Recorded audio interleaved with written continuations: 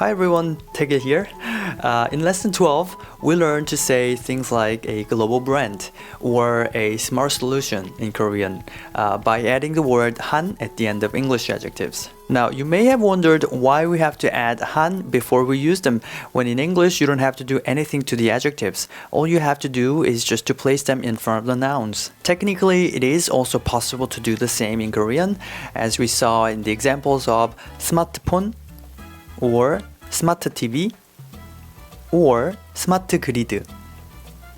But the nuance will be slightly different though, because if you just put an English adjective along with a noun, for us it would just feel like it's a word composed of two nouns back to back, or almost like one chunk of a proper noun, if that makes sense. For example, in Korea these days, the adjective bespoke is used very often, as in bespoke design or bespoke system. But when we hear these words, it doesn't feel like the word bespoke is an adjective. That is, it doesn't feel like it's modifying the subsequent nouns. It just feels like another noun. This is because in our language, adjectives as well as verbs have certain endings. In fact, the reason why adjectives have endings is because in Korean, they act pretty much the same as verbs. Like for example, every single one of them ends in ta, in their base form, and a lot of them end in hada too, like the verb hada for instance.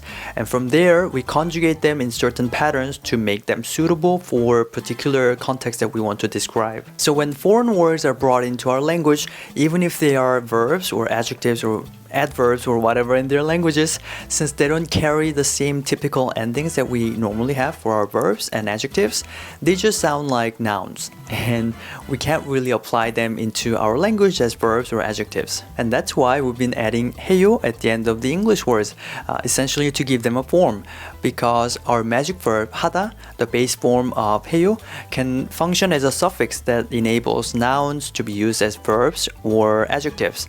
And once they are formed as adjectives or verbs, it means that hada actually has become a part of them. And of course, we used 해요 so that we could construct sentences with it, because it was already a conjugated form in the present tense, and because this speech can be used with any grammatical person.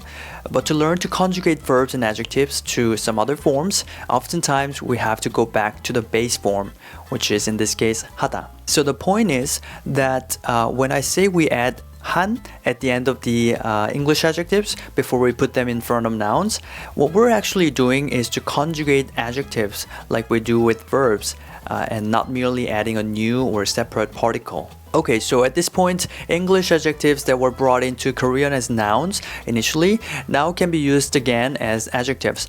But then going back to the original question, why can't we just place them in front of nouns as they are in English?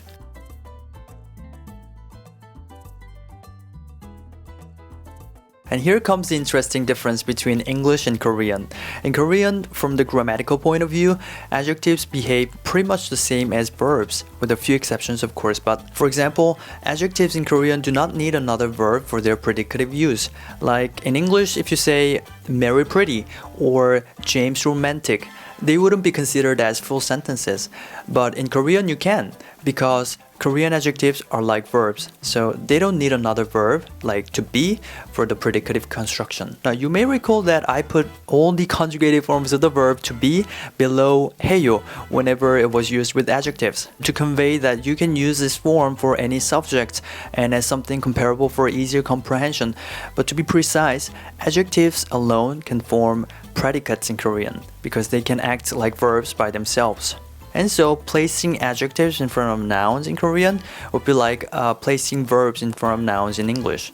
For example, it would be like saying to excite sports, which is not the same, right? Now, what we can do in English is to change it to the present participle, as in exciting, so that it can be used like an attributive adjective. In a similar way, in Korean, while even adjectives as well as verbs cannot modify nouns directly, what we can do is to convert them into so-called the modifier form by changing their endings. And that's gonna be very similar to what we did with the verb to excite in the previous example, where well, it happened to be that the last E at the end was removed and then the ing was added there.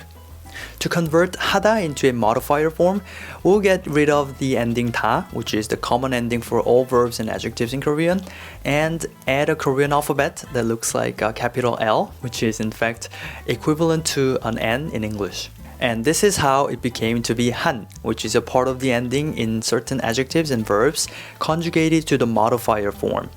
And we use this form so that we can modify nouns using adjectives and verbs. Now for your future reference though, I'm gonna tell you something a little more advanced here. We know by now that hada can be a verb by itself, as well as a suffix that enables nouns to be verbs or adjectives too. Now depending on whether it's used as a verb or as part of a verb, or as part of an adjective, the tense will be different when it's conjugated to the modifier form. It's like one word can serve as ing or ed as well, depending on what comes before. So the easy one first. If han is used with adjectives, it's the present tense, like we've seen in the examples in lesson 12. So if you say trendi한 fashion, for example, we're talking about fashion that is trendy nowadays, not in the past. So the same as we've seen before. But if hada is used as a verb or as the suffix that enables a noun to function as a verb, and from there hada is conjugated to its modifier form, han, it's like adding ed at the end. It becomes the past tense. So for example, 업그레이드한 컴퓨터 would be like a computer that someone upgraded. We'll touch up on this again in another video, so for now just remember that the modifier endings, in this case han, can have different tenses depending on whether it's used with verbs or adjectives. Anyways, that's it for this video. It was a little bit technical, but I thought of making this to help you understand more, so hope it was alright. In any case, in the next video, we'll be expanding from what we learned in lesson 12, making full sentences that contain adjectives in the modifier form that we just talked about. Thank you for watching, and I'll see you in the next video.